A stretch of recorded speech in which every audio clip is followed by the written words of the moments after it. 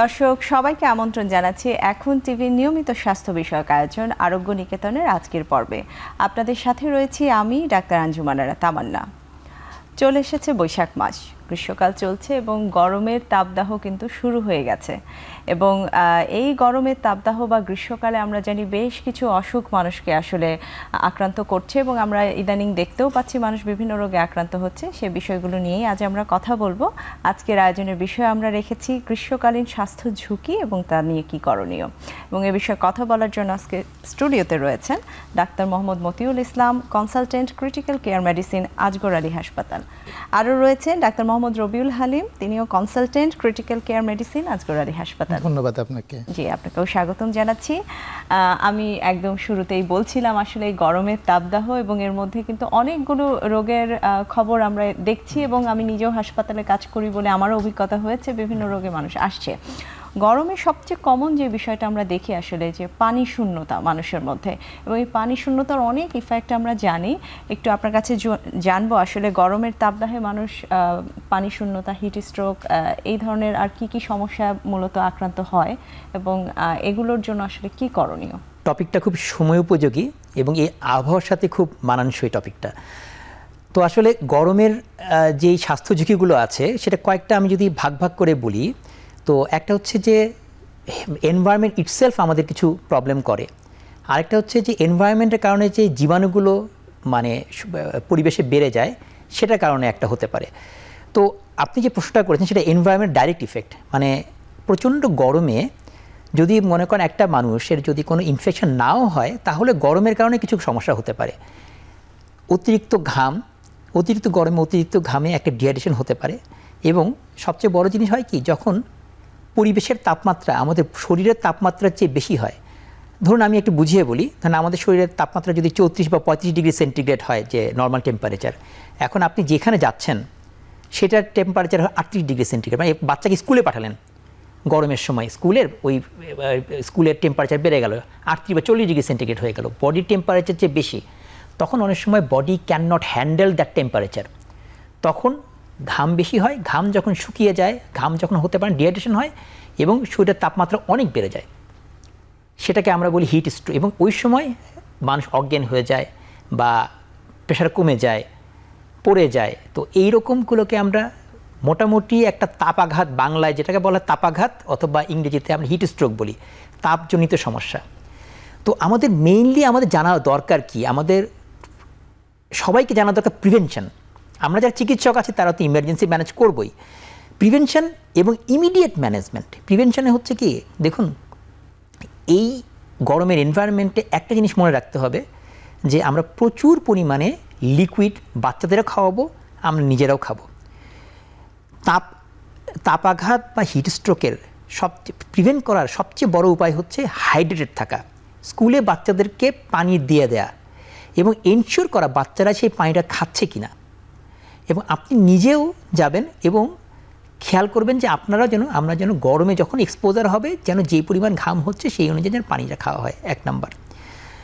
2 number জিনিসটা হচ্ছে যে অতিরিক্ত ঠান্ডা এবং গরমের জন্য এক্সপোজার না হয় সেটাও খেয়াল করা। আর আরেকটা ইমিডিয়েট, যদি কোনো কারণে আল্লাহ না করুক কেউ ধরেন আচ্ছা হিট স্ট্রোক যখন হয় তখন যিনি রোগী, ধরেন অ্যাডাল্টটা কিন্তু বুঝতে পারে না, যখন আপনার শরীরে তাপমাত্রা বেড়ে যায় আপনি কিন্তু শীত অনুভব করবেন, প্রবলেমটা এখানে।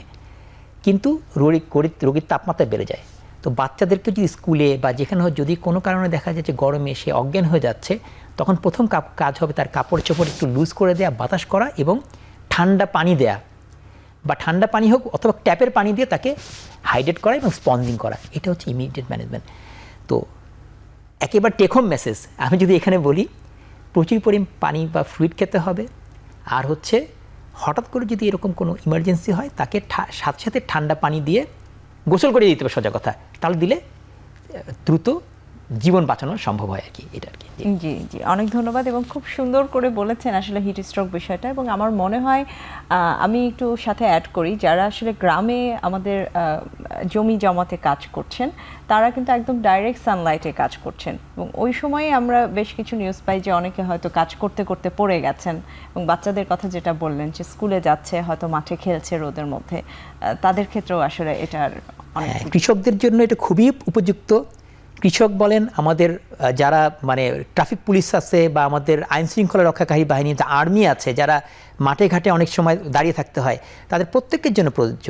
এবং এটা হচ্ছে আর্মিতে এখন বাধ্যতামূলকভাবে প্রতিদিন একটা নির্দিষ্ট পরিমাণ পানি খাওয়া বাধ্যতামূলক করা হয়েছে অনেক সময়, আপনার যারা ডেপ্লয়েড থাকে, যারা এক্সারসাইজে থাকে। এটা এরকম। আর হচ্ছে ওই সচেতনতা, আমি মনে করি আমার ভাই অজ্ঞান হয়ে গেছে, আমাকে জানতে হবে তো তাকে কি করতে হবে।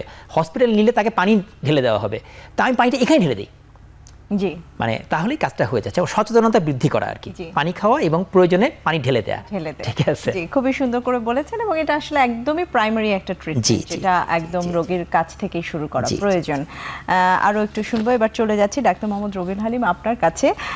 ডাক্তার মতিউর কিন্তু বললেন আসলে কিভাবে আমরা হিট স্ট্রোকের রোগীকে ইমিডিয়েটলি ম্যানেজ করতে পারি।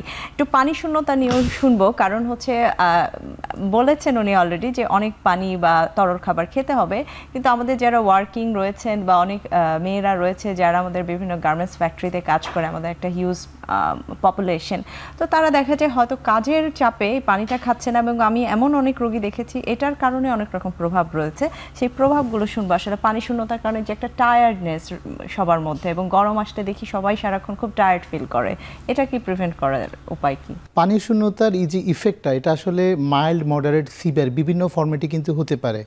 অল্প পানি শূন্যতা অনেক সময় আমাদের বডি কম্পেনসেট করে ফেলে, কিন্তু সেই পানি শূন্যতার সাথে যদি ঘাম বা যেটা মতুল স্যার বললেন যে এগুলো যদি হয়, সেক্ষেত্রে দেখা যায় যে আপনার সেটা সিভিয়ারিটিটা আস্তে আস্তে বাড়তে পারে।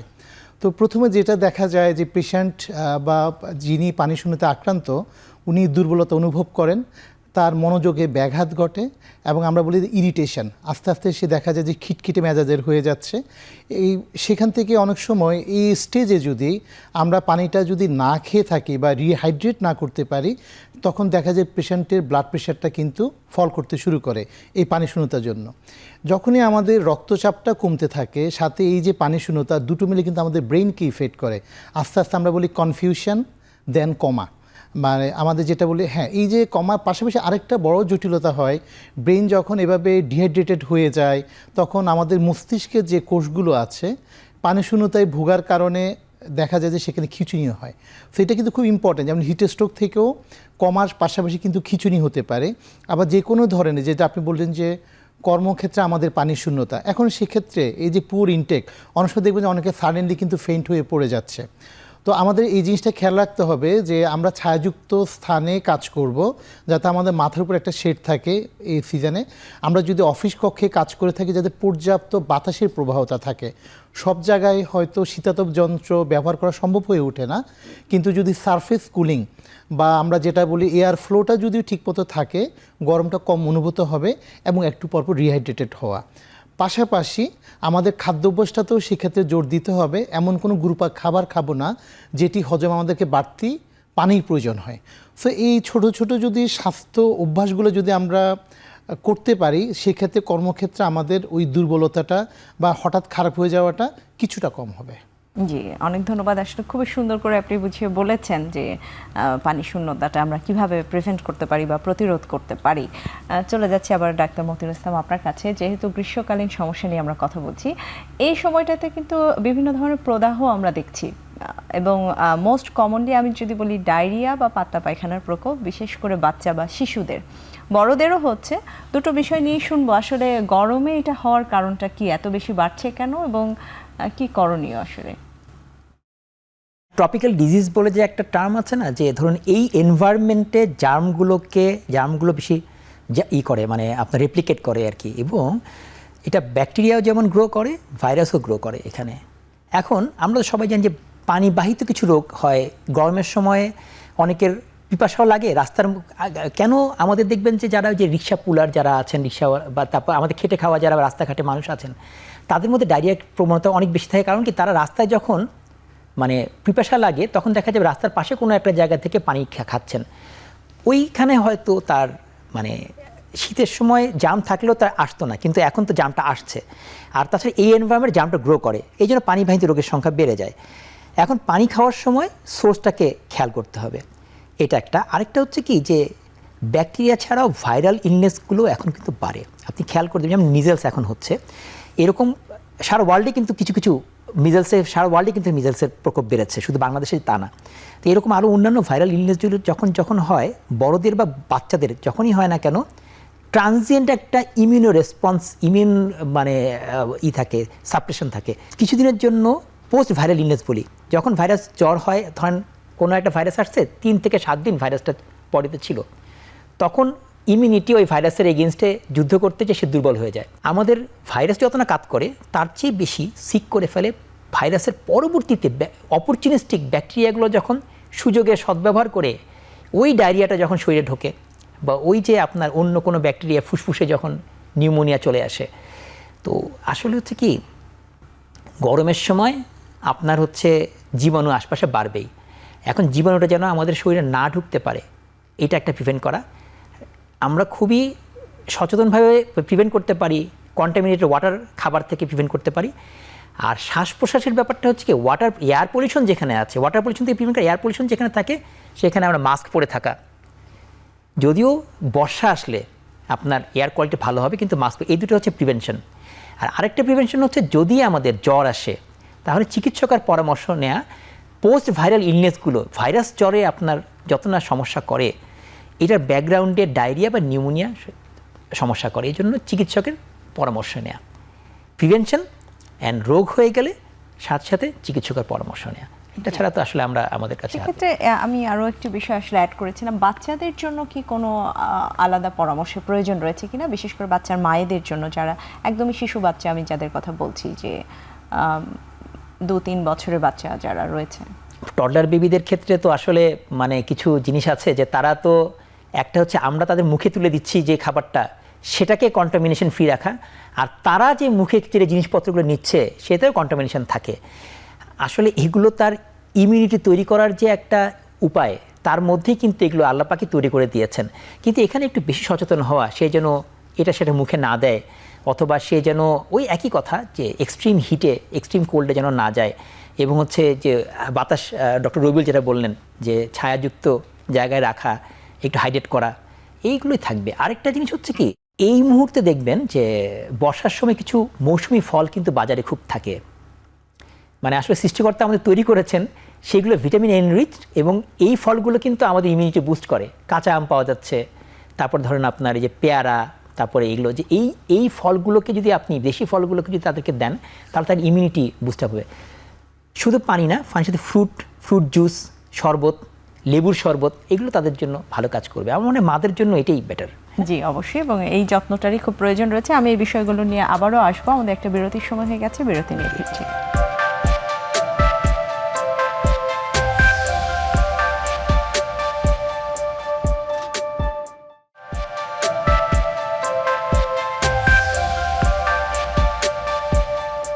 দর্শক, বিরতির পর আবারও ফিরলাম আরোগ্য নিকেতনের আজকের আয়োজনে। আমরা কথা বলছিলাম গ্রীষ্মকালীন স্বাস্থ্য ঝুঁকি এই বিষয়টি নিয়ে, এবং কথা বলার জন্য আজকে স্টুডিওতে রয়েছেন ডাক্তার মোহাম্মদ মতিউল ইসলাম এবং ডাক্তার মোহাম্মদ রবিউল হালিম। আমি চলে যাচ্ছি ডাক্তার মোহাম্মদ রবিউল হালিম আপনার কাছে। বিরতির আগে ডাক্তার মতিউল ইসলাম কিন্তু বলছিলেন আসলে গ্রীষ্মকালীন কি কি প্রদাহ হতে পারে, ডায়রিয়া খুব কমন, উনি বলেছেন কীভাবে, খুব সুন্দর করে বুঝিয়ে বলেছেন বাচ্চাদের ক্ষেত্রে এবং বড়দের ক্ষেত্রে প্রিভেনশন। আরও একটি কথা কিন্তু বলছিলেন যে শ্বাসনালীরও কিছু সমস্যা হয়, বা তন্ত্রের যে প্রদাহগুলো হয়, সেটা নিয়ে একটু জানতে চাচ্ছি, আসলে কি কি ধরনের হতে পারে, বা কোনো জরুরি অবস্থা তৈরি হতে পারে কিনা এই সময়। গরমে যেহেতু আমাদের ধুলাবালি পরিমাণ অনেক বেড়ে যায় এবং এয়ার কোয়ালিটি ইন্ডেক্সটা অনেক বেশি পুয়ার থাকে, সেক্ষেত্রে দেখা যায় যাদের ডাস্ট অ্যালার্জি তাদের কিন্তু হাঁপানির প্রবণতাটা অনেক বেড়ে যায়।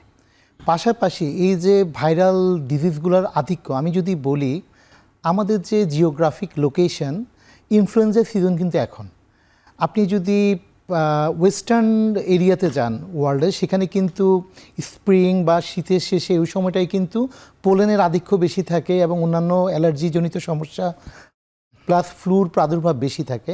আমাদের দেশে কিন্তু সামারে এই প্রাদুর্ভাবটা বেশি থাকে। সো এটাও কিন্তু আমাদের একটা health concern for the older age, যাদের ধরেন আগে থেকে অনেক দুরারোগ্য রোগ আছে, ক্রনিক আমরা যেটা বলি সিউপিডি, মানে হাঁপানির আক্রান্ত যারা, বা অ্যাজমাতে দীর্ঘদিন ধরে ভুগছেন, তারপরে ফুসফুস দুর্বল, এই পেশেন্টরা বা শরীরের রোগ প্রতিরোধ ব্যবস্থা দুর্বল, এই সিজনটাতে তাদের ইনফ্লুয়েঞ্জার প্রবণতা অনেক বেশি থাকে। তো সেক্ষেত্রে ইনফ্লুয়েঞ্জাজনিত নিউমোনিয়া হতে পারে, এবং এই নিউমোনিয়াটা প্রি এক্সিস্টিং শ্বাসতন্ত্রের যে সমস্যাগুলোকে অনেক বাড়িয়ে দেয়। বাচ্চাদের ক্ষেত্রে ঘন ঘন আপার রেসপিরেটরি ট্র্যাক্ট ইনফেকশন হতে পারে, যেটা ভাইরাসজনিত, এবং সেখান থেকে ভাইরাল নিউমোনিয়াও খুবই কমন। তো তার মানে দেখা যাচ্ছে যে এই সিজনে আমাদের শ্বাসতন্ত্রের ইনফেকশন এবং প্রদাহজনিত সমস্যাগুলো অন্যান্য সময় থেকে বেশি। তো সেক্ষেত্রে আমাদের আসলে কি করণীয়? প্রথম কথা হচ্ছে, যেহেতু ডাস্ট এবং তাপমাত্রার তারতম্য এই জিনিসটাকে অবনতি করাচ্ছে, আমরা চেষ্টা করব যে মাস্ক ব্যবহার করা, যেখানে ধুলাবালি বেশি বা যতটুকু এক্সপোজার কম দেওয়া যায়, বা স্কুলে বা যেখানে যদি সংক্রমণ অন্যান্য বাচ্চাদের বেশি থাকে, গার্জিয়ানদের উচিত হবে বাচ্চাদেরকে একটু মাস্ক ব্যবহার করা, একটু ডিস্টেন্স মেনটেন করা। কারণ অধিকাংশ এই ভাইরাল ডিজিজগুলো কিন্তু ড্রপলেটের মাধ্যমে, নিঃশ্বাসের মাধ্যমে একজন থেকে একজনে কিন্তু ছড়িয়ে পড়ে, এটা একটা বিষয়। যারা রেগুলার অ্যাজমার মেডিকেশন নেন, তারা কোনোভাবেই যাতে ওষুধটা বন্ধ না করেন এবং সাথে সবসময় ইনহেলার রাখেন, কারণ ইভেন আপনার হিটের তারতম্যের জন্য কিন্তু অ্যাজমা এক্সাজারবেশন হতে পারে। সো যখনই দেখা যাবে যে হাঁপানি সমস্যাটা প্রকট হয়ে উঠেছে, সাথে সাথে যাতে উনি ওনার ইনহেলারটা ব্যবহার করতে পারেন, যেটা ইমিডিয়েট ওনাকে রিলিফ করবে। এখন ইনহেলার ব্যবহার করছেন, ওনার রেগুলার ওষুধপত্র নিচ্ছেন, তারপর যদি শ্বাসের কষ্টটা, আমরা যেটাকে বলি শর্টনেস অফ ব্রেথ, এটা যদি উনি আরাম অনুভব না করেন, উচিত হবে ইমিডিয়েট হসপিটালে যাওয়া। সেই অনুযায়ী আমরা অ্যাসেস করে চিকিৎসকরা তখন ওনাকে আমরা ব্যবস্থাপনা দিতে পারবো। বাচ্চাদের ক্ষেত্রে অধিকাংশ ভাইরাল ডিজিজ কিন্তু সেলফ লিমিটিং, এই সময়টার সাথে জ্বর থাকে, পানি শূন্যতা থাকে। আমাদের অভিভাবকদের উচিত হবে বাচ্চার পুষ্টিটা নিশ্চিত করা, হাইড্রেশন নিশ্চিত করা, এবং 5 বছরের নিচের বাচ্চাদের ক্ষেত্রে টেম্পারেচারটা যাতে খুব বেশি না বাড়ে, এই জন্য বারবার সারফেস কুলিং করা। ক্ষেত্রবিশেষে ওনার যে ডক্টর দেখান তার পরামর্শে প্যারাসিটামল আমরা ইউজ করতে পারি। মুদ্রা কথা হচ্ছে জ্বরটা খুব বেশি বাড়ন্ত না হয়, এই ব্যাপারে আমাদেরকে খেয়াল রাখতে হবে। আর যদি এই ভাইরাল ডিজিজটা বয়স্কদের ক্ষেত্রে অনেক সময় সেকেন্ডারি ব্যাকটেরিয়াল ইনফেকশন টার্ন হয়, সেক্ষেত্রে আমরা একটা এক্সরে করলে বুঝতে পারি, অন্যান্য লক্ষণ দেখে বুঝতে পারি। সেক্ষেত্রে অবশ্যই চিকিৎসককে দেখিয়ে তার পরামর্শ অনুযায়ী অ্যান্টিবায়োটিক কাভারেজও নিতে হবে। তো এই হলিস্টিক একটা কম্বাইন্ড যদি আমরা অ্যাপ্রোচটা নিতে পারি, তাহলে কন্ডিশনটা খুব বেশি খারাপের দিকে যাবে না। জি, অনেক সুন্দর বলেছেন। আসলে যে স্বাস্থ্য ঝুঁকি বা শ্বাসতন্ত্রের যে সমস্যাগুলো, কখন আসলে ইমার্জেন্সি বা কখন যেতে হবে চিকিৎসকের কাছে। একটু চলে যাচ্ছে ডাক্তার মতিউল ইসলাম আপনার কাছে। খুব কমন একটি বিষয় এবং এখনকার সময় খুব আলোচনা, এবং একটা আমি বলবো যে অনেকটাই মহামারীর মতো আমাদের মিজলস বা হামের যে প্রাদুর্ভাব ঘটেছে আমাদের শিশুরা, বাচ্চারা, এবং আমরা নিউজ দেখছি প্রায় প্রতি মাসে 100-150 জন বাচ্চা আসলে মারা যাচ্ছে। একটু মিজলস নিয়ে জানতে চাইবো, হঠাৎ করে কেন হামের এত প্রাদুর্ভাব হলো, বা এটার সাথে কি গ্রীষ্মকালের কোনো সম্পর্ক রয়েছে কিনা, বা বাড়ছে কি কোনো সিজনাল কোনো কারণ রয়েছে কিনা, এবং আপনি একজন ক্রিটিক্যাল কেয়ার মেডিসিন বিশেষজ্ঞ হিসেবে কি বলতে চান আসলে এটা বাড়ার কারণটা কি? পৃথিবীর সব ভাইরাসই একটা কমন মিউটেশনের মধ্যে যায়, এবং মাঝে মধ্যে এই ভাইরাসে আপনি যতই ভ্যাকসিন দেন না কেন, যত কিছু করেন না কেন, অনেক সময় মিউটেশনের কারণে কিছু কিছু ভাইরাসে আপনার প্রাদুর্ভাব বাড়তেই পারে। শুধু আমাদের দেশে না, সারা ওয়ার্ল্ডেই কিন্তু, উন্নত দেশেও কিন্তু মিজলসের প্রাদুর্ভাব বেড়েছে। এখন সেটা আসলে এটা এনভায়রনমেন্টাল চেঞ্জ এবং due to the viral mutation maybe, because এটা নিয়ে অনেক কাজ হচ্ছে, কিন্তু আমরা বাস্তবে দেখছি যে মিজলস বাড়ছে। যেই পরিমাণ হচ্ছে, এটা ভয়ের কিছু নাই, মানে প্যানিকের কিছু নাই। এরকম কোনো না কোনো ডিজিজ আপনি হয়তো এবছর না হলে আগামী বছর পাবেন, তারপরের বছর পাবেন। আমাদের ফেস করতে হবে, এবং সেটা মানে কোনোটা নিয়ন্ত্রণের বাইরে না। আমি বলতে চাচ্ছি যে এটা কোভিড মহামারীর মতো নিয়ন্ত্রণের বাইরে না, এরকম থাকবেই, এগুলোকে আমাদের ফেস করতে হবে আর কি। জি, আমি আসলে একটু সাথে অ্যাড করতে চাই, আসলে প্যানিক হওয়ার কিন্তু একটি কারণ রয়েছে। একটা শিশু বা যখন মায়েরা শোনে, বাবা মারা শোনে এরকম ছোট ছোট বাচ্চারা মারা যাচ্ছে, সেই ক্ষেত্রে কিন্তু প্যানিক হওয়ার কারণ রয়েছে, এবং মিডিয়া বলেন বা যাই বলেন, সচেতনতা কিন্তু সেখান থেকেও তৈরি করতে হবে যে কোন বিষয়গুলো মাথায় রাখতে হবে একটি বাচ্চা যদি হামে আক্রান্ত হয়। এই ক্ষেত্রে আপনি যদি বলে দেন আসলে প্যানিক কখন হবে না এবং কখন সচেতন হতে হবে যে বাচ্চাটিকে নিয়ে হাসপাতাল যেতে যেতে হবে, আচ্ছা আচ্ছা হাম হলে আমি কি করব? আমার বাচ্চা ভ্যাকসিনেটেড, তারপরও অনেক সময় আমার সেই চিন্তাটি আসে। প্রথম কথা হচ্ছে যে হামের যে লক্ষণ, ধরেন হাম বা যে কোনো জ্বর দিয়ে শুরু হয়, জ্বর এবং হচ্ছে আপনার হয়তো র্যাশ থাকছে, আপনি এই অন্য সময় হয়তো আপনি হাম বা অন্য কিছু হলেও আপনি হয়তো একটু চিকিৎসকের পরামর্শ নিয়ে দেরি করতে পারতেন, কিন্তু এখন আর দেরি করা যাবে না। যদি আমার কাছে যদি বাচ্চার জ্বর হয়, আমরা চেষ্টা করব প্রথমেই একজন শিশু বিশেষজ্ঞ, অথবা গ্রামে থাকলে থানা হেলথ কমপ্লেক্স অথবা ইউনিয়ন হেলথ কমপ্লেক্স, যেখানে আমার কাছাকাছি যে চিকিৎসক তার সাথে পরামর্শ নেয়, 1 নম্বর। আর 2 নম্বর হচ্ছে বাচ্চাকে জেনারেল যে কেয়ার আমরা নেই সেগুলোকে আমরা খেয়াল করতেও কোনো জায়গায় হ্যাম্পার হচ্ছে কিনা। যে ধরুন আপনি যদি পেশেন্টের জ্বর আসে, বাচ্চার জ্বর, যদি সম্ভব হয় তাকে এই যে ক্রাউডেড প্লেস থেকে দূরে রাখা, আমরা হয়তো স্কুলে তখন তাকে পাঠাবো না। অতিরিক্ত গরম এবং ঠান্ডায় যেন এক্সপোজার না হয়, বাসায় যত্নে রাখবো এবং চিকিৎসকের পরামর্শ নেব।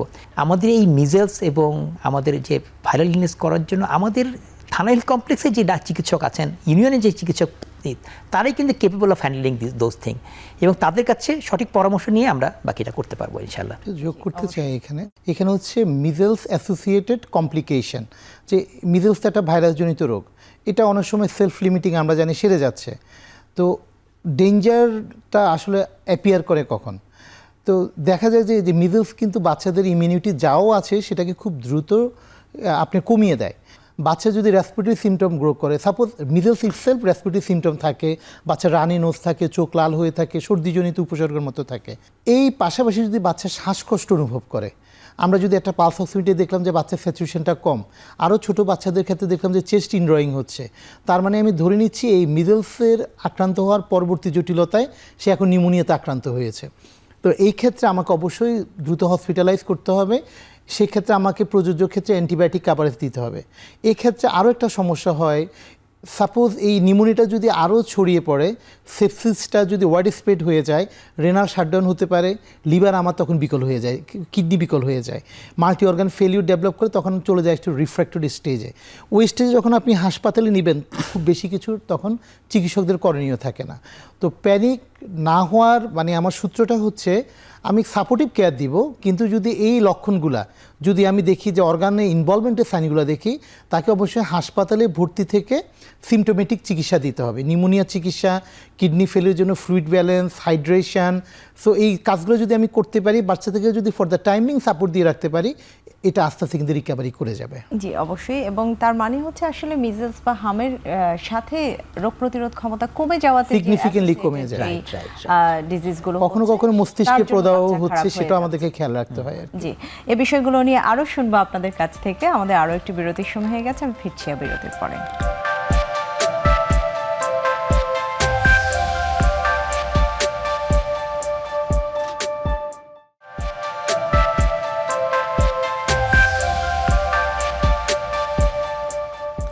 বিরতির পর আবারও চলে আসলাম আরোগ্য নিকেতনের আজকের আয়োজনের সাথে রয়েছে আমি ডাক্তার আঞ্জুমান আরা তামান্না। আমরা কথা বলছিলাম গ্রীষ্মকালীন স্বাস্থ্য ঝুঁকি নিয়ে এবং সে বিষয়টি নিয়ে কি করণীয় সে বিষয়গুলো নিয়ে, এবং এ বিষয়ে কথা বলার জন্য আজকে স্টুডিওতে রয়েছেন ডাক্তার মোহাম্মদ মতিউল ইসলাম এবং ডাক্তার মোহাম্মদ রবিউল হালিম। আমি চলে যাচ্ছি ডাক্তার মতিউল ইসলাম আপনার কাছে। বিরতির আগে আমরা মিজেলস বা হাম নিয়ে শুনছিলাম এবং আমরা জানি এটি নিয়ে এখন দেশে খুব আলোচনা হচ্ছে এবং আমাদের শিশুরা আক্রান্তও হচ্ছে। একটু জানতে চাই, আসলে এখন কিন্তু অনেকের পক্সও হচ্ছে, চিকেন পক্সের অনেক রোগীও আমরা পাচ্ছি, সেক্ষেত্রে লক্ষণ কিন্তু অনেকটা সেমই। আমি দেখছি যে জ্বর হচ্ছে, ঠান্ডা কাশি বা র্যাশ হচ্ছে বডিতে, আসলে পার্থক্য করার কোনো উপায় রয়েছে কিনা? হ্যাঁ, আসলেই পার্থক্য করার উপায় আছে এবং এটা খুবই জরুরি পার্থক্য করাটা। কেন জরুরি বলছি, যে মিজেলস এবং পক্স দুটাই কিন্তু জ্বর দিয়ে শুরু হবে, দুটোতে র্যাশ থাকবে, কিন্তু দুটার র্যাশের কিন্তু ক্যারেক্টারিস্টিক ডিফারেন্স আছে। আপনি ধরুন হামের র্যাশটা একটু লাল হবে, একটু হালকা এলিভেশন হবে, কিন্তু খামাচির মতন হয়তো দেখা যাবে, কিন্তু আপনার পক্সটা কিন্তু ডিফারেন্ট। আপনারা সবাই কিন্তু দেখবেন যে এটা একটু মানে একটু বড় বড় চাকা চাকা হবে এবং সেখানে সাধারণত আপনার কিছু মানে ফ্লুইড এটা মানে ফুসকুড়ির মতন থাকে আর কি, যেটা ফোসকার মতন থাকে। তো এখন কেন আমাদের এই দুটো ডিফারেন্স করতে হবে? আমরা যদি দেখি যে আমরা তো চেষ্টা করব হচ্ছে যে আমরা প্রথমেই পারলে চিকিৎসকের পরামর্শ নেওয়া বা যেটা প্রিভেনশনগুলোতে খেয়াল করা। আর যদি দেখি এটা পক্সের মতন, পক্সের ব্যাপারটা, পক্সের কিছু সুবিধা হচ্ছে, পক্স হচ্ছে কিউরেবল ডিজিজ।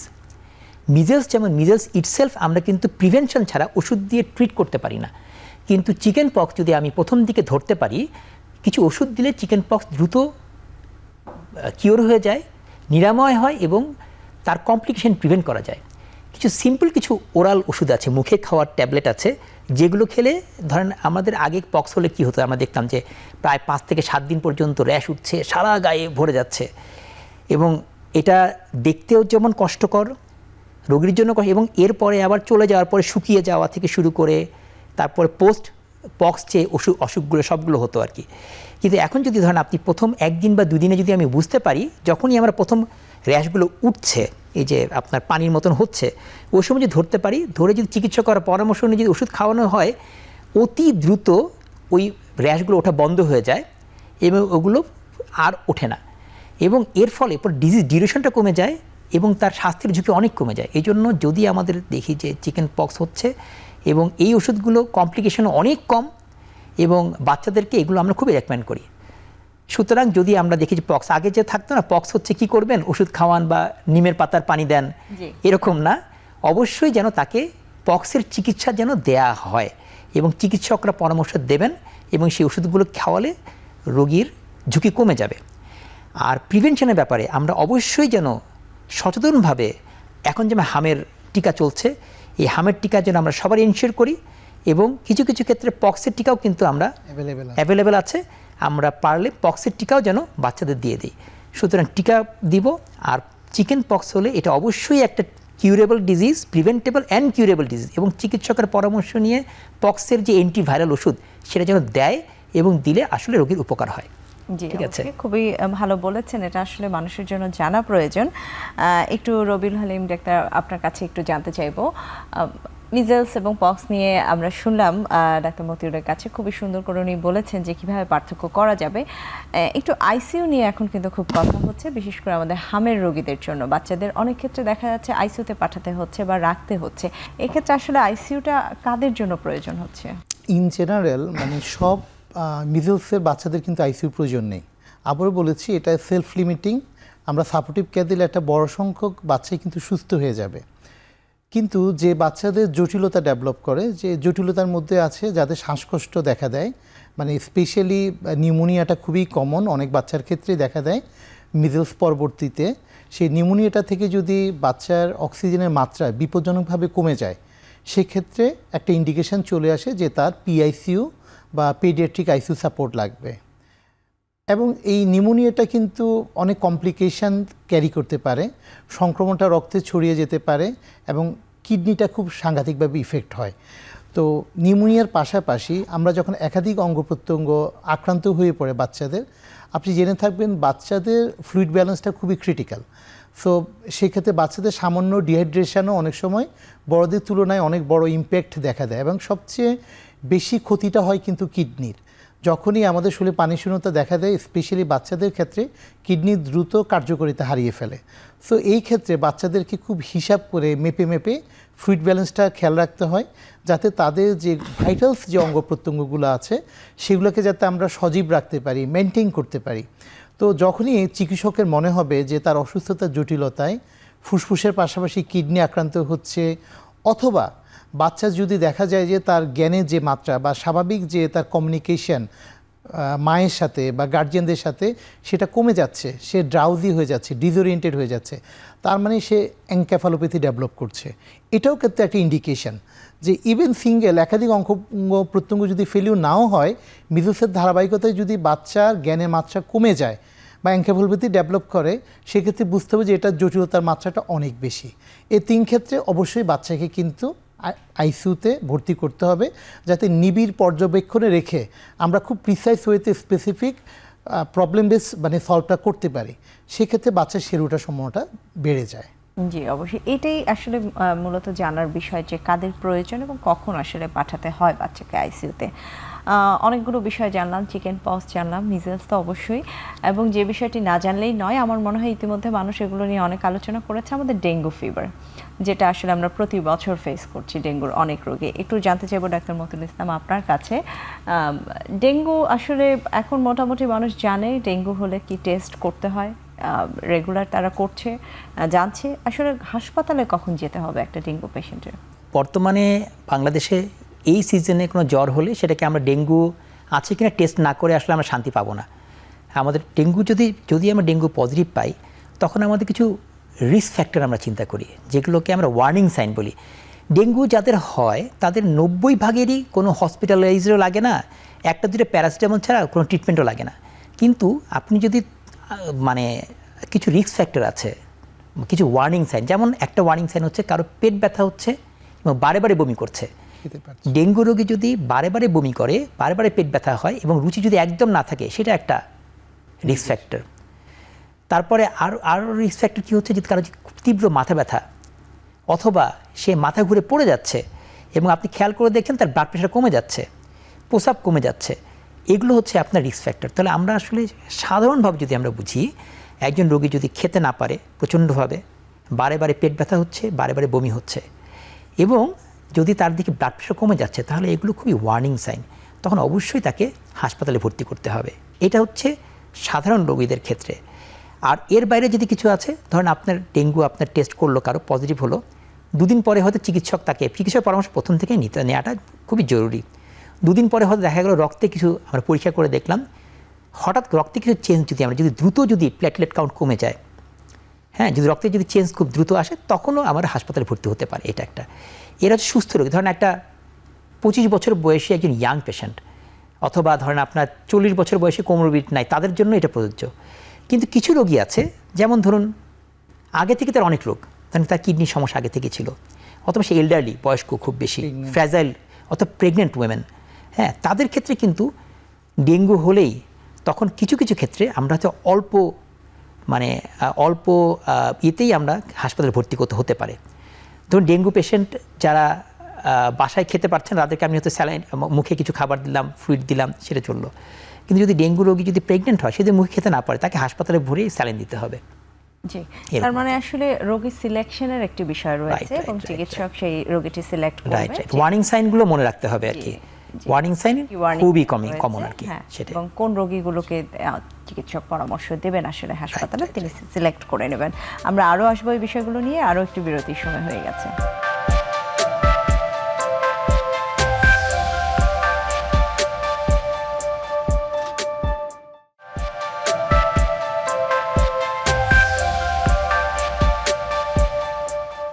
বিরতির পর আবারও স্বাগত জানাচ্ছি আজকের আরোগ্য নিকেতনে। আমরা কথা বলছিলাম গ্রীষ্মকালীন স্বাস্থ্য ঝুঁকি এবং এ বিষয়ে কী করণীয় সেটি নিয়ে, এবং আমার সাথে রয়েছেন ডাক্তার মোহাম্মদ মতিউল ইসলাম এবং ডাক্তার মোহাম্মদ রবিউল হালিম। আমি চলে যাচ্ছি ডাক্তার রবিউল হালিম আপনার কাছে। বিরতির আগে আমরা শুনছিলাম ডাক্তার মতিউলের কাছে যে আসলে ডেঙ্গু নিয়ে, এবং ডেঙ্গুর ক্ষেত্রে কোন রোগীগুলোকে সিলেক্ট করে আসলে হাসপাতালে রাখা হয়, খুব সুন্দর করে বলেছেন। একটু আপনার কাছে জানতে চাইবো, আসলে ডেঙ্গুর সাথেও কিন্তু অন্য রোগ পার্থক্য করাটা অনেক ক্ষেত্রে কঠিন হয়ে যায়। সব রোগী তো আসলে সবসময় হাসপাতাল আসা বা খুব তাড়াতাড়ি আসা অনেক ক্ষেত্রে সম্ভব হয় না। আসলে কিভাবে পার্থক্য হয় এবং তাদের ক্ষেত্রে আসলে কি করণীয়?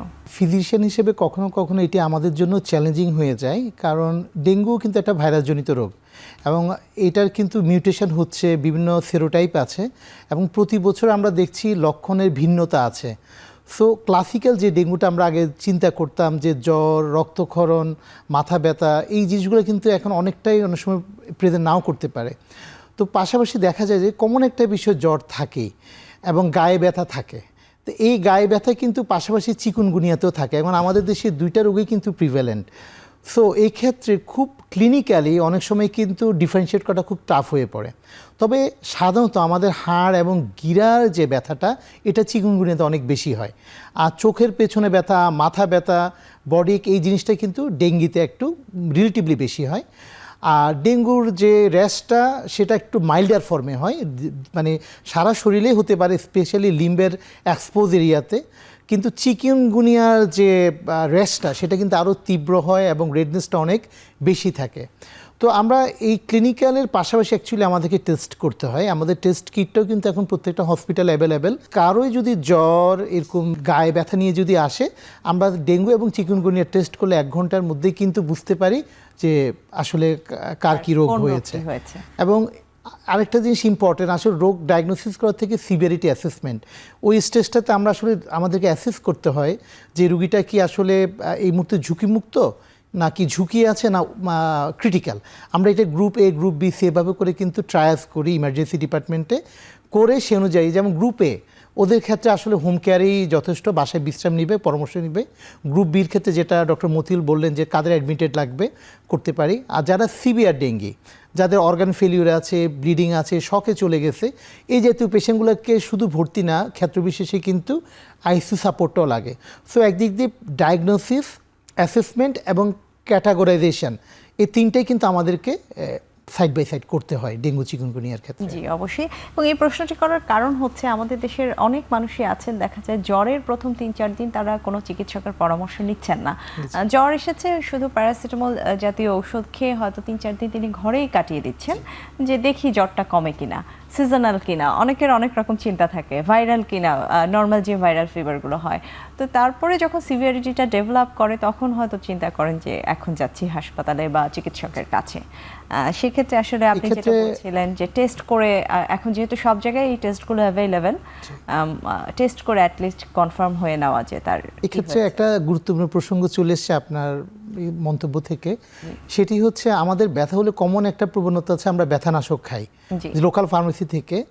এখন আমরা জানি যে ডেঙ্গু চিকুন ওগুলোতে দুটোতে কিন্তু আমাদের অন্ত্রে রক্তক্ষরণের ঝুঁকি অনেক বেশি থাকে।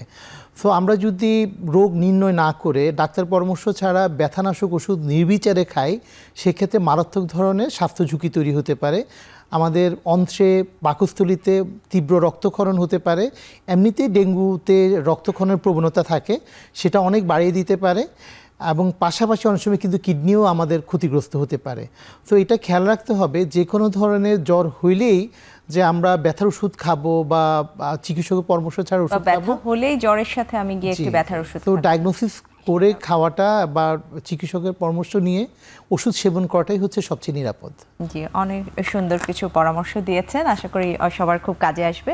চলে যাচ্ছি ডাক্তার মতিউল ইসলাম আপনার কাছে। আমরা আয়োজনের অনেকটাই শেষের দিকে, আজকে পুরো আয়োজনে খুব গুরুত্বপূর্ণ কিছু তথ্য আপনাদের কাছ থেকে পেলাম, বিশেষ করে গ্রীষ্মকালীন সময়ে যে আমাদের এই ভাইরাল বিভিন্ন সমস্যা হচ্ছে সেগুলো নিয়ে।